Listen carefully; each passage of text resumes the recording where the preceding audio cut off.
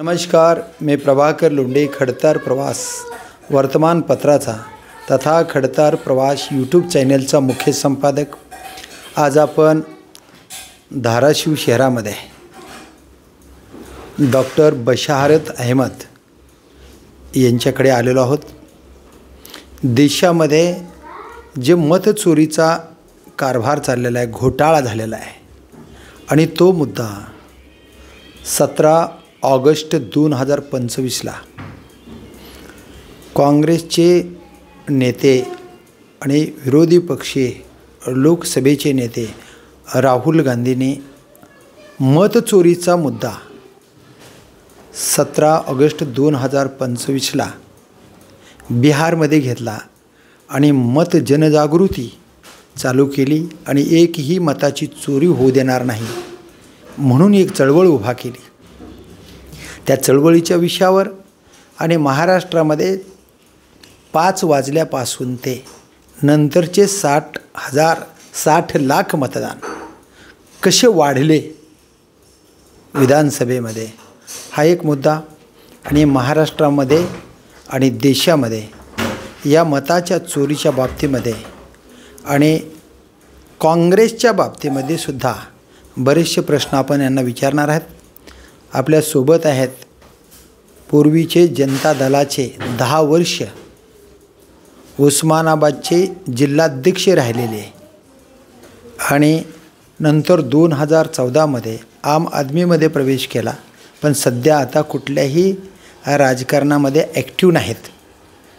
आपण डॉक्टर बशारत अहमद सरांना विचारूया की नेमकं या देशामधल्या मताच्या विषय, मतचोरीच्या विषय आणि या राजकारणाच्या विषय आपण त्यांच्यासोबत चर्चा करणार आहेत।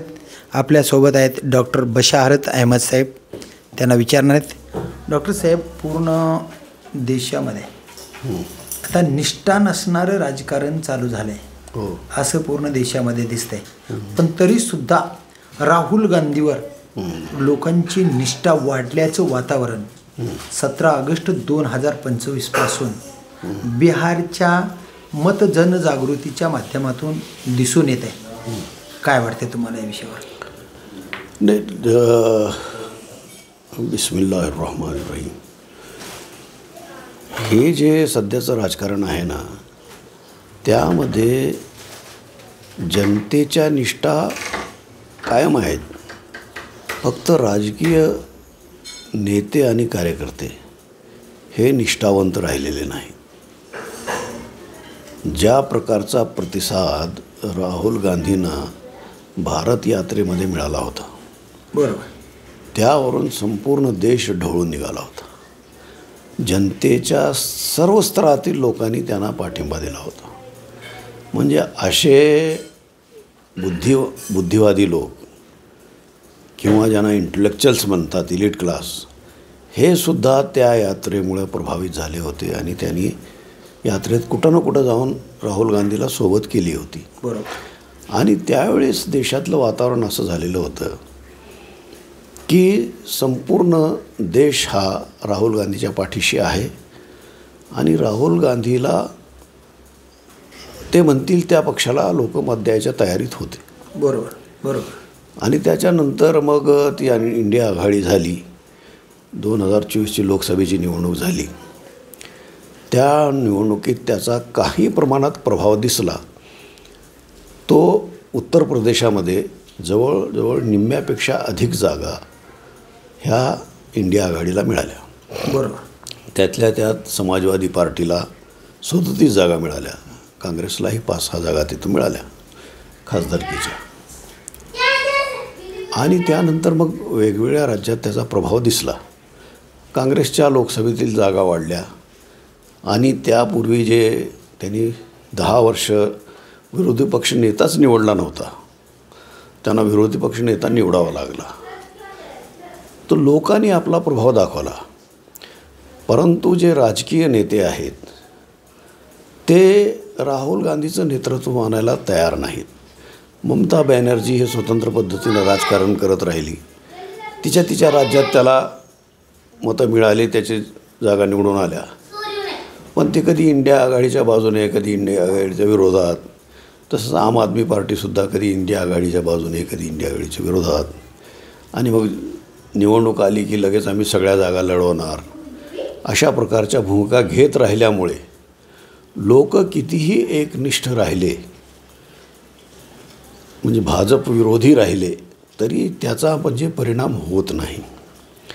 म्हणून आता परत राहुल गांधींनी जो मुद्दा उचललेला आहे मतांच्या चोरीचा, आणि त्याचे म्हणजे कागदोपत्री दस्तावेजी प्रमाण त्यांनी प्राप्त केलेले आहे. बरोबर. आणि त्याच्यामुळं इलेक्शन कमिशन जे आहे त्याला उत्तर देऊ शकत नाही. आणि आरोप करतो राहुल गांधी इलेक्शन कमिशनवर, आणि उत्तर द्यायला भाजपवाले पुढे येतात. काय संबंध आहे? बरोबर बरोबर. त्यांनी उत्तर द्यायला पाहिजे ना इलेक्शन कमिशनने. बरोबर. आणि सिद्ध करायला पाहिजे आम्ही कशी चोरी केली नाही. बरोबर. आणि ते लटपटी खटपटी करतात आणि म्हणतात की त्यांनी शपथपत्र दाखल करावं आरोप करताना.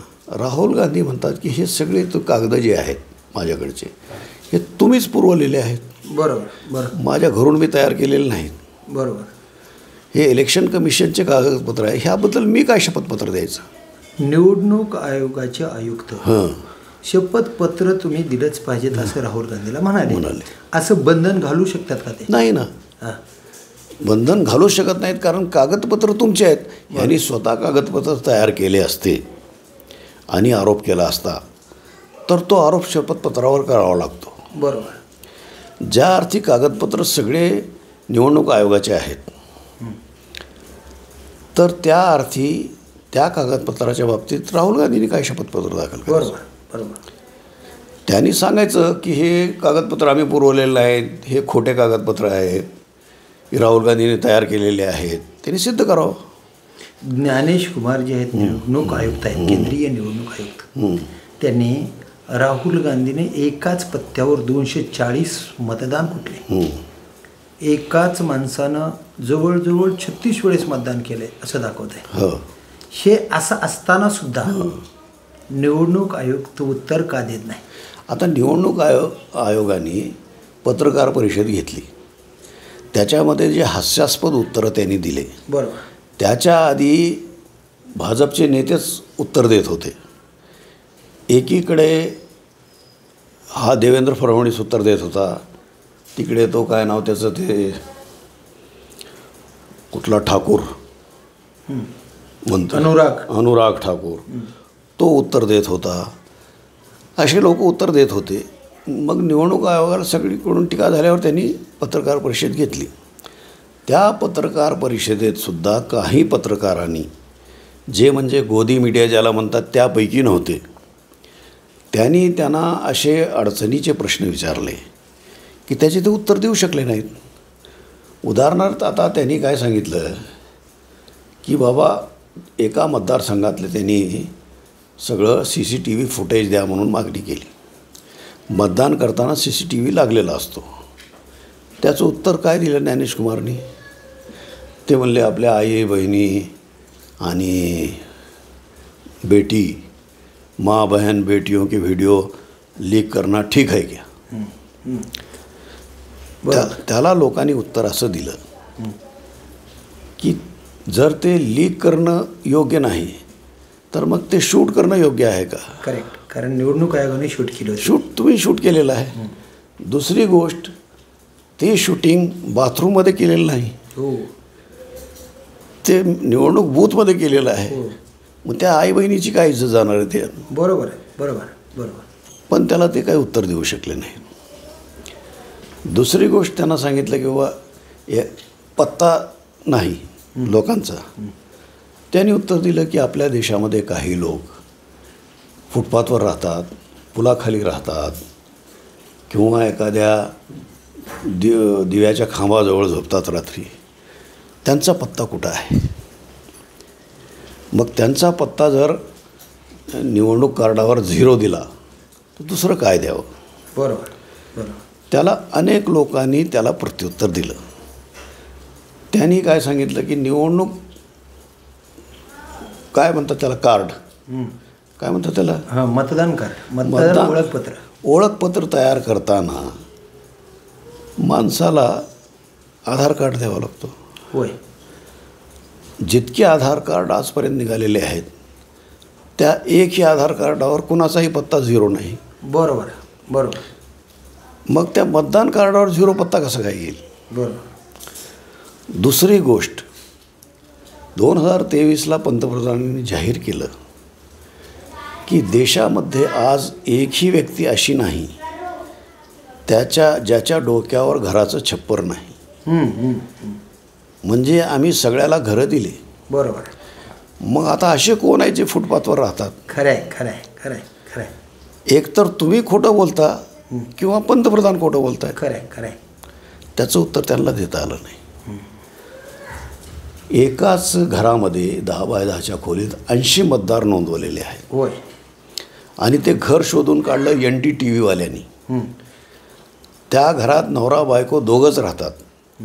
त्यांना विचारलं, हे तुमच्या घरी राहतात का, कधी येऊन गेले का? ते म्हणले कधीच नाही. त्याचं उत्तर त्यांनी असं दिलं की ते घर भाड्याचं आहे. अनेक वेळेस तिथं लोक भाड्याने राहतात, त्यावेळेस ते पत्ता देतात आणि ते मतदान कार्ड तयार करतात, नंतर ते घर सोडून जातात, दुसरे येऊन राहतात. अशा पद्धतीनं तिथं 80.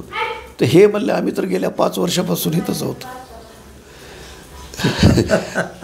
म्हणजे तेही खोटं उत्तर झालं.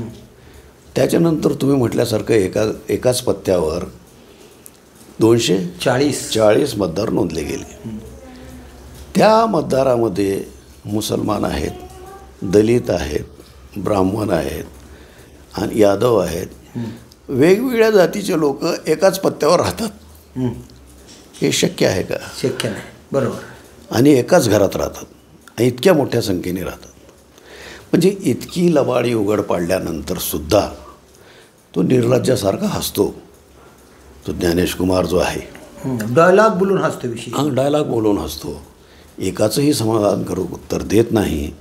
आणि गोदी मीडिया ज्याला आपण म्हणतो आज, जे हे तुमचं तो काय नाव, सुधीर चौधरी किंवा आणखीन ती ओम कश्यप, काय नाव तिचं, त्या मला नाव आठवत नाही, त्या ह्या सगळ्या रुबिका लियाकत, हे कुणी त्याला अडचणीत आणायचा प्रयत्न करत नाही, त्याला प्रश्न विचारत नाही.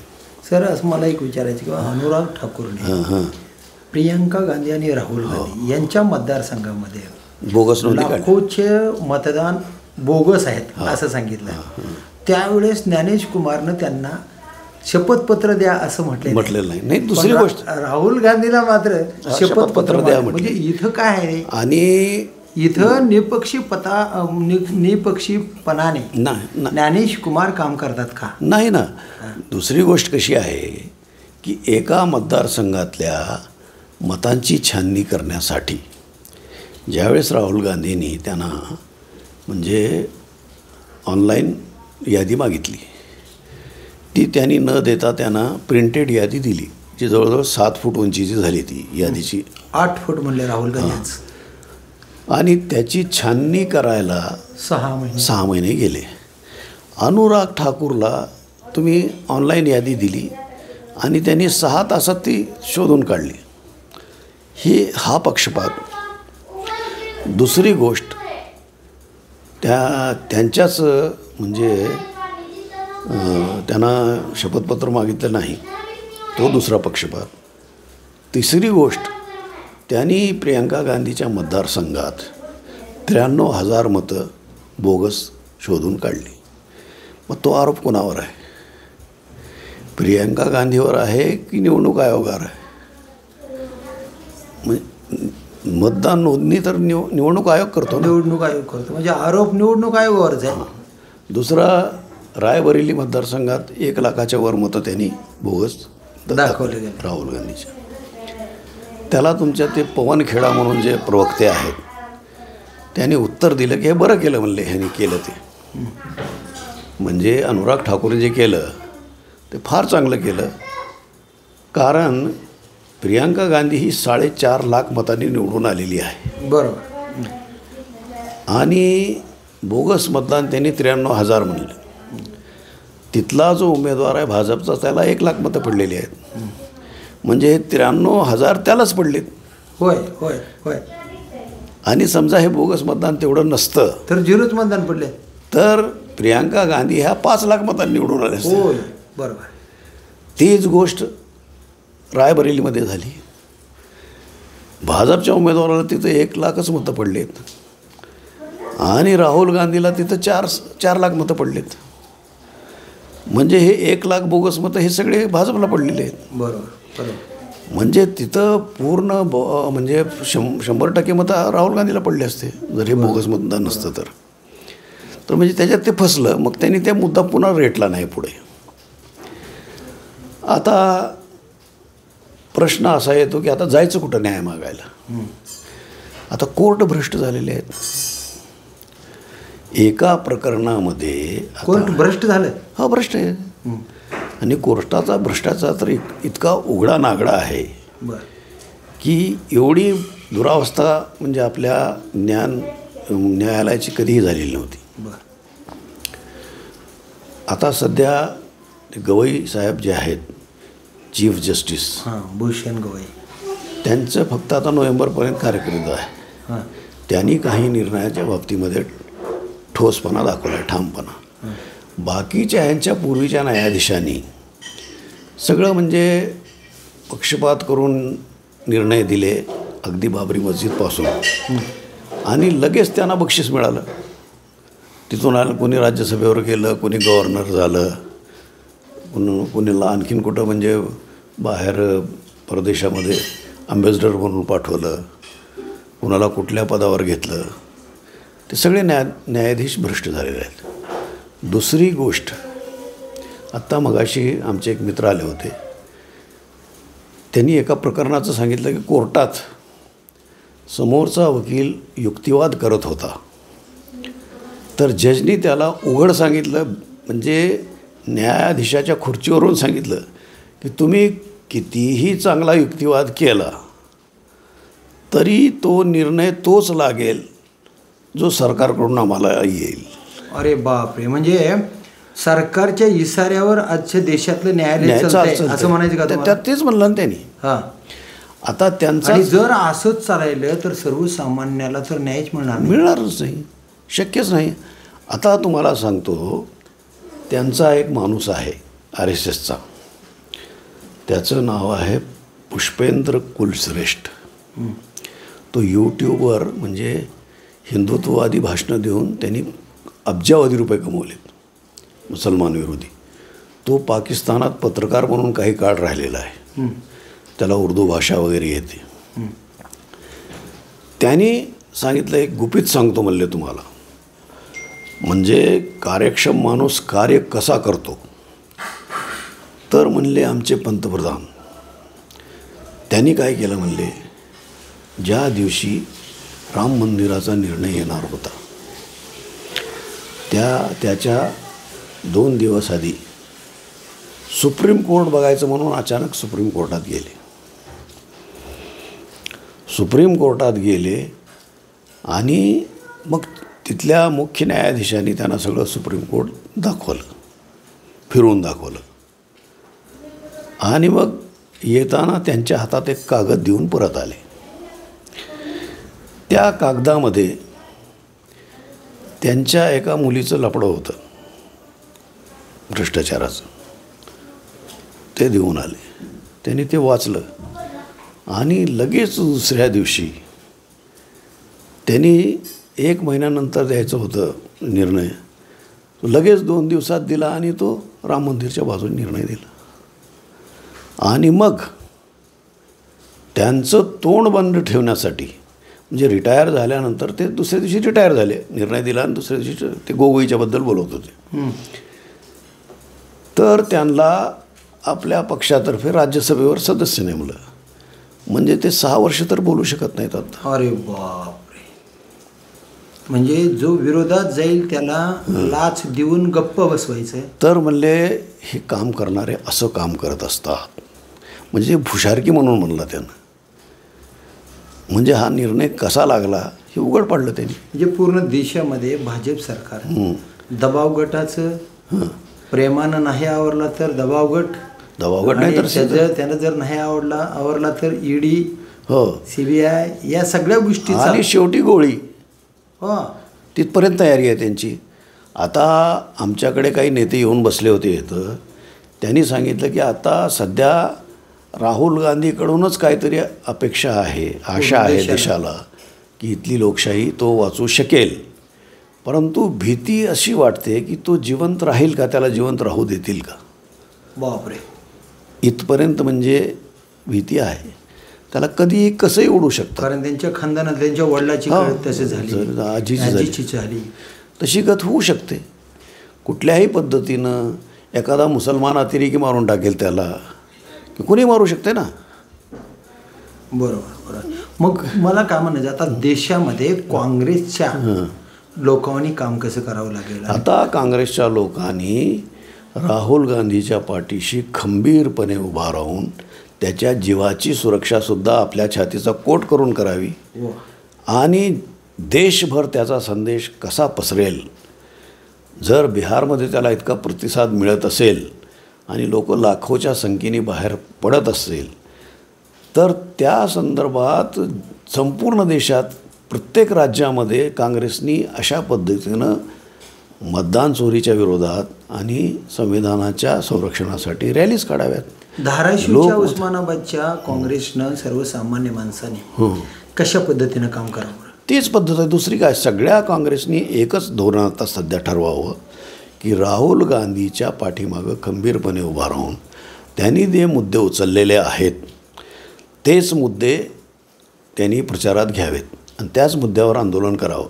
दुसरी गोष्ट, राहुल गांधीचं एक वेगळं वैशिष्ट्य जे आहे सगळ्या इतर म्हणजे नेत्यांच्या म्हणजे तुलनेत, यापूर्वी दिग्विजय सिंग जे आहेत माजी मुख्यमंत्री मध्य प्रदेशचे, ते उघडपणे RSSच्या विरोधात बोलत होते. बरोबर.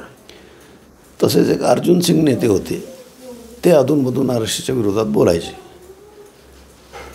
परंतु बाकीचे जे नेते आहेत ते बोटचेपेपणा करायचे, RSSच्या विरोधात न बोलता किंवा एखादा मुद्दा उचलला RSSच्या विरोधात की लगेच माघार घ्यायची, आम्ही असं बोललोच नाही असं वगैरे. राहुल गांधींनी सतत मागच्या 10 वर्षापासून RSS आणि मोदीला टार्गेट केलेलं आहे.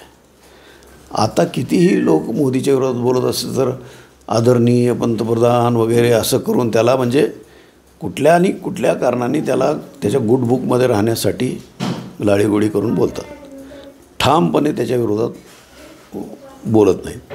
राहुल गांधीचं वैशिष्ट्य आहे की तो RSS ह्या देशाचा शत्रू आहे, हा संविधानाचा शत्रू आहे, हा देशाच्या लोकशाहीचा शत्रू आहे असा मुद्दा उचलून धरतो. बरोबर. इथल्या सगळ्या काँग्रेसच्या मराठा असतील किंवा OBC नेते असतील काँग्रेसमधले, त्यांनी उघड प्रत्येक आपल्या भाषणामध्ये RSSचं नाव घेऊन टीका केली पाहिजे. मोदीचं नाव घेऊन टीका केली पाहिजे.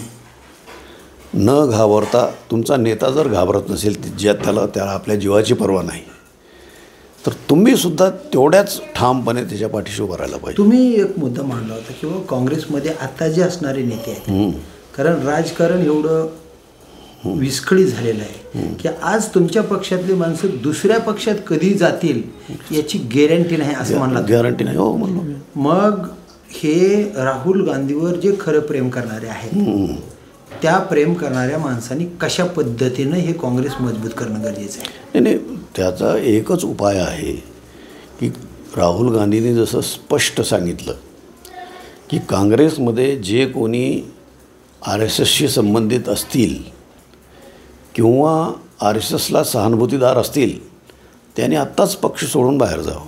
बरोबर असं ठामपणे त्यांनी सांगितलं.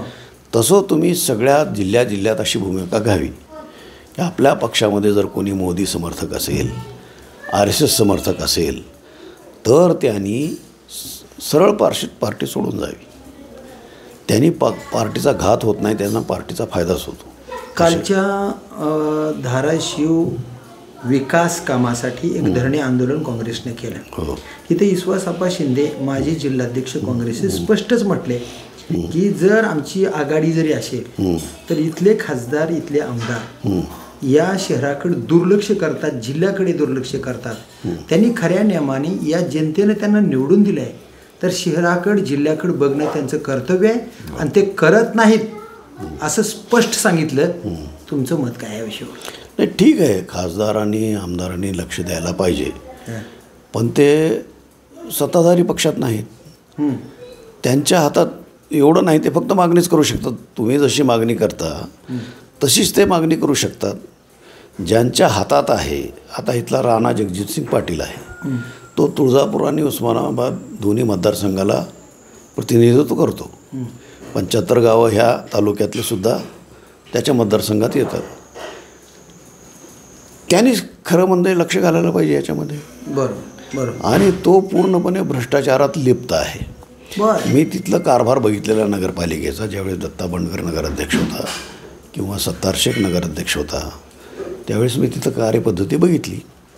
फाईल यायची, फाईल आधी पाटोदेकरच्या घरी जायची, तिथून त्याच्यावर मंजुरी यायची अनाधिकृतपणे, आणि मग ते टक्केवारी ठरायची. मग त्याच्यात त्यांना टक्केवारी, आमदाराला, नगराध्यक्षाला टक्केवारी, सीओला टक्केवारी, इंजिनियरला टक्केवारी, एवढ्यानं टक्केवारी द्यायची. आणि पुन्हा देखरेखीसाठी जो कर्मचारी असतो तिथं जागेवर, त्याला टक्केवारी. एवढ्या टक्केवारीतून तो गुत्तेदार काम करतो. इथं तुमच्या हे तुमचं अभिनव शाळा आहे ना, त्या ह्याच्यामध्ये काजीपट्ट्यामध्ये, तिथं एक म्हणजे रोडचं काम चालू होतं. तर तिथं आमचे मित्र, तुम्ही अशरफला ओळखता? होय. अशरफ तिथं राहत होते. ते BNCमध्ये होते. त्यांच्या घरासमोरून डांबर रोड तयार होताना तो डांबरामध्ये घासलेट होत होता. मग त्यांनी बाहेर निघून सांगितलं, अरे बाबा, आम्ही बांधकाम खात्यात काम करतो, डांबरचा शत्रू घासलेट आहे. म्हणजे डांबराचे डाग काढायचे असतील तर घासलेटून व्हावं लागतं. आणि दोघांचं मिश्रण तू करायला लागलं, ते डांबर टिकल कसं याच्यात, तो खडीला चिटकल कसं तो. तर त्यांनी सांगितलं, खरं सांगू का साहेब, म्हणले, आधी तर काम मिळवण्यासाठी, म्हणजे गुत्ता आपल्या नावावर मिळवण्यासाठी एकदा टक्केवारी द्यावी लागते सगळ्याला, नगराध्यक्षाला, COला, इंजिनियरला एकदा टक्केवारी द्यावी लागते. नंतर काम मिळतं, काम केल्यानंतर बिल काढायला परत एकदा टक्केवारी द्यावी लागते. तर म्हणला, माझे 100 रुपयाचं काम असेल तर त्याच्यातले 60 रुपये टक्केवारीत जातात. मला 40% काम करावं लागतं. त्याच्यात मग माझा नफा किती आणि काम किती. अरे बापरे. मग त्याच्यामुळं असं करावं लागतं. प्युअर डांबर जर वापरलं तर माझ्या खिशातले पैसे घालावे लागतील. दुसरा एक डॉक्टर साहेबाचा प्रश्न आहे की राणा जगजितसिंह पाटलांनी उस्मानाबाद शहरासाठी 140 कोटी रुपये आणलेत आम्ही विकासासाठी असं सांगितलं गेलं, आणि त्या पैशाचा कुठंच ठिकाणा नाही, पत्ता नाही. ज्यावेळेस तर मला काय म्हणायचं आहे, हे भाजपाच्या विरोधात असणारे जी पक्षाची माणसं आहेत, आणि मेन पक्ष म्हणजे काँग्रेसच आहे, हे कुठं कमी पडतं हो त्यांना विरोध करण्यासाठी? काय नेमकं? नाही, मला सांगा, विरोध करण्यासाठी तुमच्या हातात आहे काय? आंदोलनाशिवाय तुमच्या हातात आहे काय? तुम्ही रात्रंदिवस मागं लागायला पाहिजे ना. आणि गल्ली गल्लीत, आता तुम्हाला सांगतो, अशरफ ज्या गल्लीत राहत होते, ज्या गल्लीचं मी आत्ता उदाहरण दिलं, तिथं आता सडक अस्तित्वात नाही, डांबरीकरण झालेली. नाल्या जे तिथं बांधलेल्या आहेत, नाल्याला पुढं वाट नाही, पुढं वाट बंद करून टाकलेली आहे. म्हणजे नालीतलं पाणी जाईल कुठं? तिथंच तुंबलेलं आहे आता सध्या. आणि पाऊस पडला की मग तो सगळा रस्त्यावर येतो. तर आत्ताच काही वेळापूर्वी तिथले राहणारे मित्र आमचे गेले, ते म्हणत होते, आम्ही घरं बांधली, इतकी चूक झाली म्हणले, पावसाळ्याचे 4 महिने कुठंतरी दुसरीकडे जाऊन किरायाने घर घेऊन राहावं, चालता येत नाही, गाडी चालवता येत नाही, तिथं पायीसुद्धा चालता येत नाही, इतकी दुरवस्था त्या रस्त्याची झालेली आहे. हे सगळे लोक तुम्ही उचलून काढायला पाहिजे. तिथल्या नगरसेवकांनी, साळुंके म्हणून कुणीतरी नगरसेवक आहे म्हणे, त्यांनी सगळा गाळ उचलून ह्याच्यातला नालीतला भरून नेऊन नगरपालिकेच्या आवारामध्ये टाकलं, हॉलमध्ये, आणि हे सांगितलं की याच्या पुढं तुमच्या चेंबरमध्ये टाकीन, तरी त्याचा परिणाम होत नाही. ह्या लोकांना तुम्ही बळ द्यायला पाहिजे. बरोबर बरोबर. आणि तुम्ही फक्त पक्षाचे म्हणून आंदोलन करण्यापेक्षा जनतेला आंदोलनात उतरवायला पाहिजे. आता बघा, जवळच नगरपालिकेच्या निवडणुका आलेल्या आहेत, जिल्हा परिषद आल्यात, पंचायत समिती आल्यात. शहराचा तर विकास भकास झालेला आहे. खड्डे रस्त्यात आहेत का, रस्त्यात खड्डे आहेत, ही काय परिस्थिती लोकांच्या लक्षात येत नाही. आणि शिवाजी पुतळ्यापासून जिजाऊ चौकाकडे आंबेडकर पुतळ्यापासून जो जाणारा रोड आहे, त्या रोडवर एक तरुणसुद्धा मेला मागच्या वर्षी. त्याच्यानंतर ते खड्डे बुजवले त्यांनी. हां, तर हे म्हणायचं आपण खडतर प्रवासच्या वतीनं तर पूर्ण शहर दाखवलं, पूर्ण रस्ते उखडलेले दाखवले, खड्डे दाखवले, सगळं दाखवलं. आता मला एक म्हणायचं आहे की या भाजपच्या लोकांनी फक्त लबाड्या आणि लबाड्याच केल्यात. यांच्या बाबतीमध्ये आता बाकीच्या पक्षानं म्हणण्यापेक्षा नॅशनल लेवलचा जो काँग्रेस पक्ष आहे त्या पक्षाने कशा पद्धतीनं मजबूतीकरण करणं, आणि 41 नगरसेवक आहेत.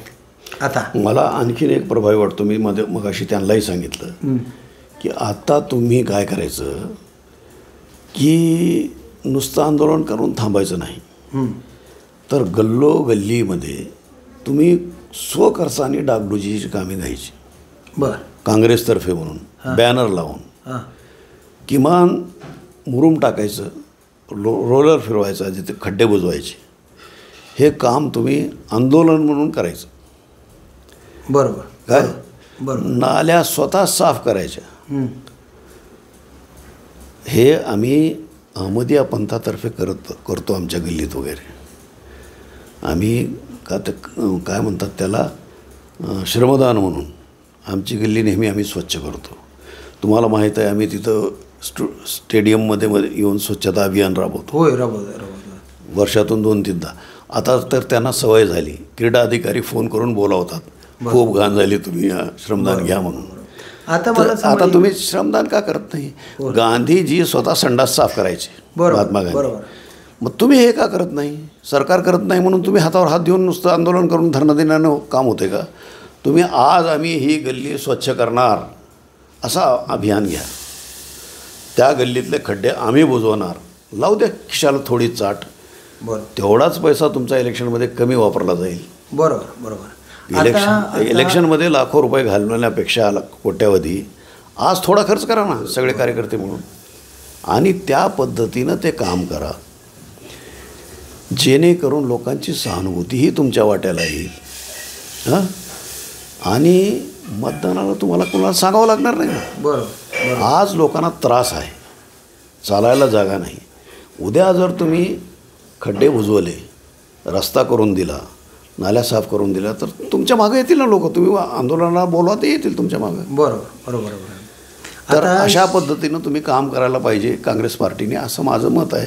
तुम्ही गांधीजींचा मार्ग स्वीकारायला पाहिजे. गांधीजी स्वतः गल्लीत जाऊन झाडू देत होते, स्वतः जाऊन संडास साफ करत होते, स्वतः जाऊन रुग्णांची सेवा करत होते. नुसतं सांगून भाषणं देऊन काम होत नाही. आणि आजची अवस्था तर अशी आहे की आंदोलनाला कोणी भीक घालत नाही.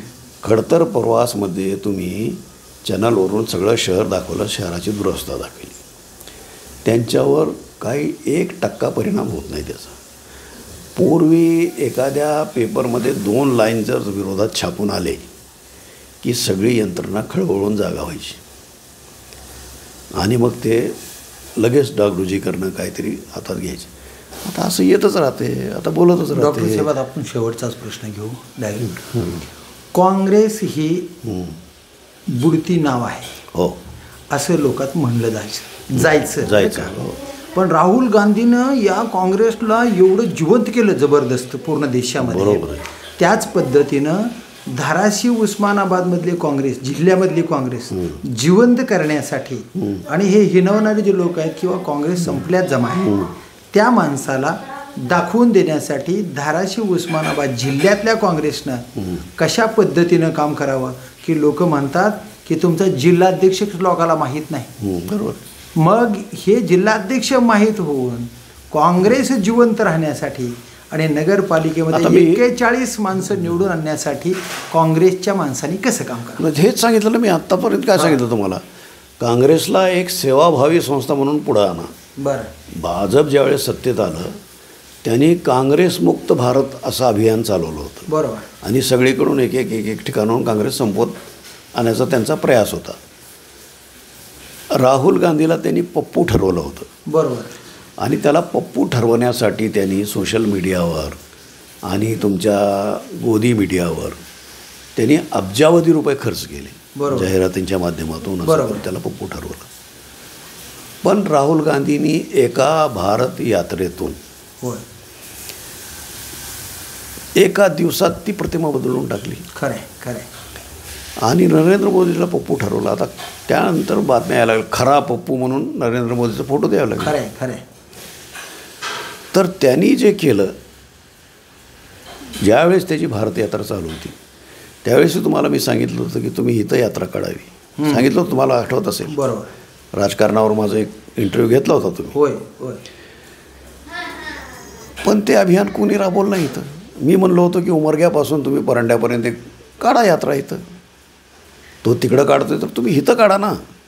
आता राहुल गांधीने बघा वोट चोर गद्दी छोड हे अभियान चालवलं. मग ते अभियान जिल्ह्यामध्ये राबवायलाच पाहिजे. राबवायलाच पाहिजे. तर तुमचं पार्टी म्हणून कर्तव्य आहे. तुमचा नेता जर एखादा अभियान राबवत असेल तर गद्दी छोड म्हणत असताना फक्त बिहारमधून गद्दी छोड आहे का? ते देशातून गद्दी छोड आहे. मग उस्मानाबादमधून सुद्धा त्याने गद्दी छोडायला पाहिजे ना.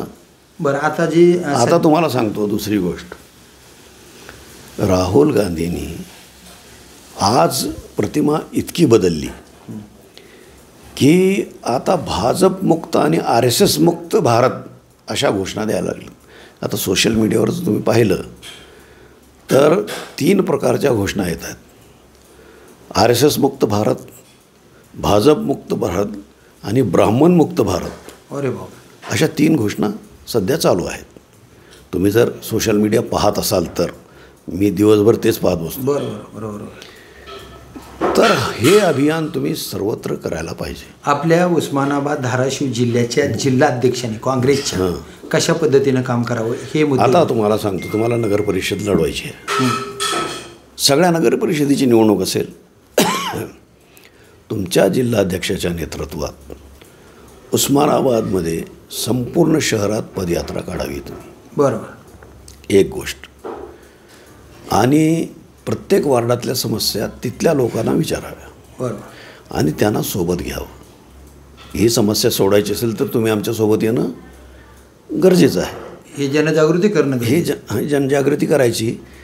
त्याच्यासोबतच मी मगाशी सांगितल्याप्रमाणे एक एक वार्डामध्ये तुम्ही स्वतःहून श्रमदानाने खड्डे बुजवणे आणि नाल्या साफ करणे, स्वच्छता, 2 प्रश्न सध्या भेडसावत आहेत लोकांना. बरोबर. हे 2 प्रश्न तुम्ही म्हणजे आपल्या आंदोलनाचा भाग म्हणून स्वीकाराव्यात. आणि काँग्रेस एक सेवाभावी काम करणारी संस्था आहे हे लोकांच्या नजरेत आणावं. बरोबर. एकदा खलील तुमचा काँग्रेसतर्फे निवडून आला होता, नगरसेवक झाला होता. पठाण गल्ली आमच्या दवाखान्याच्या बाजूची त्याच्या वार्डात होती. तर लोक तक्रार करायला लागले, पाणी येत नाही, नाल्या साफ होत नाहीत, अमुक नाही, तमुक येत नाही. तर मला त्यांनी प्रश्न कमालच आहे म्हणले, आता नगरसेवकांनी काय का करावं म्हणले, आता काय ह्यांच्या नाल्या साफ करू का मी? म्हणलं तुझ्या नावात सेवक आहे हे विसरला म्हणलं तू.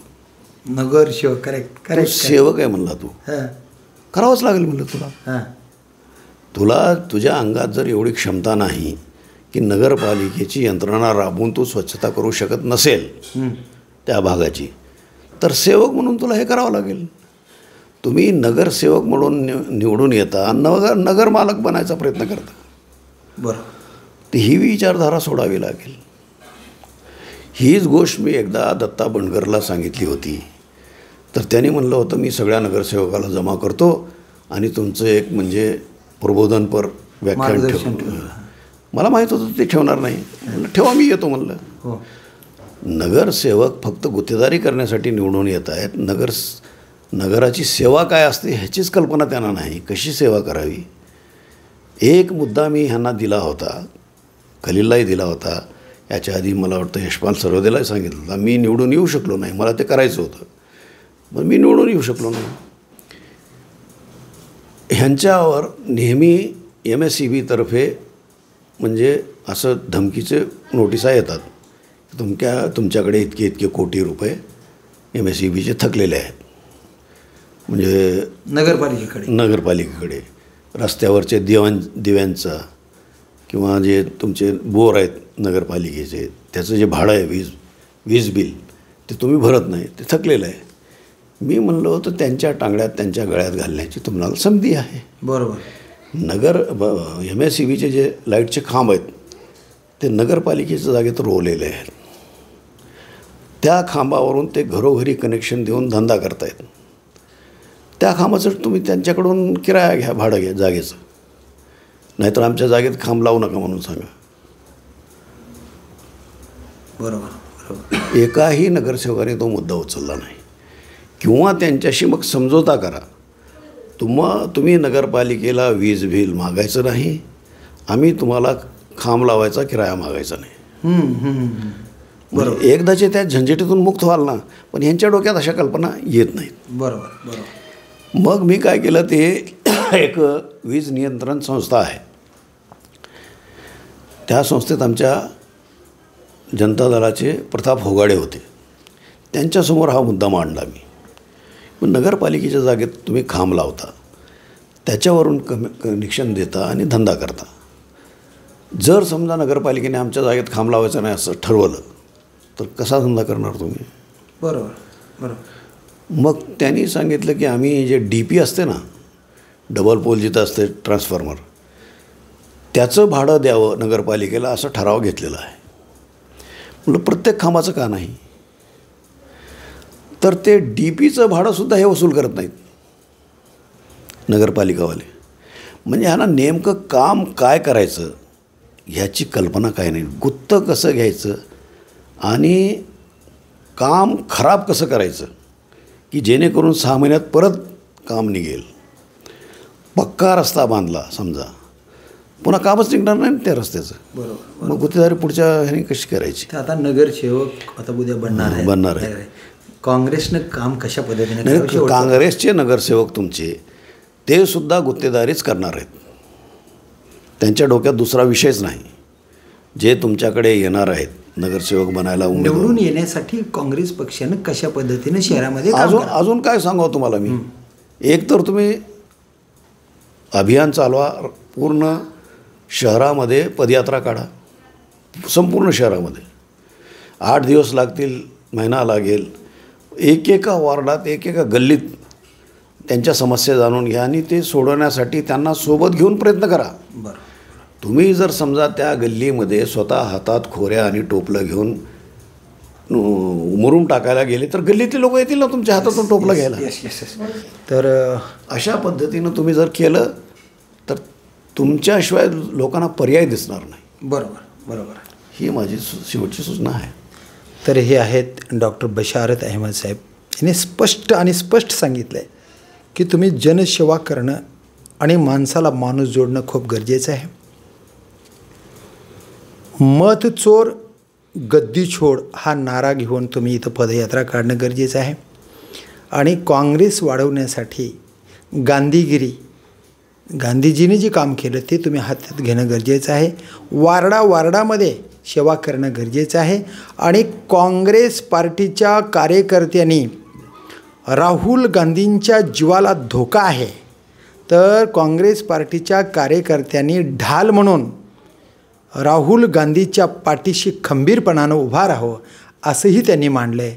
आणि काँग्रेस हाच एक भाजपाला हरवणारा भारतीय नॅशनल काँग्रेस पार्टी काँग्रेसच आहे असंही त्याने मांडणी केलेली आहे. तर बघूया येणाऱ्या काळामध्ये धाराशिव उस्मानाबाद जिल्ह्यापासून ते दिल्लीपर्यंत काँग्रेसचा कार्यकर्ता कसं नवचैतन्य निर्माण करेल आणि काँग्रेस कशा पद्धतीनं सत्तेमध्ये आणण्याचा प्रयत्न करेल तेच पाहूया येणाऱ्या काळातच. मी प्रभाकर लोंढे, खडतर प्रवास वर्तमानपत्राचा तथा खडतर प्रवास यूट्यूब चॅनेलचा मुख्य संपादक. या चॅनलला सबस्क्राईब करा, शेअर करा, लाईक करा, बेल आयकॉनचं बटन दाबा आणि आपण नवीन असाल तर हे खडतर प्रवास यूट्यूब चॅनल तात्काळ सबस्क्राईब करा. धन्यवाद धाराशिवकर, धन्यवाद उस्मानाबादकर. जय हिंद, जय महाराष्ट्र.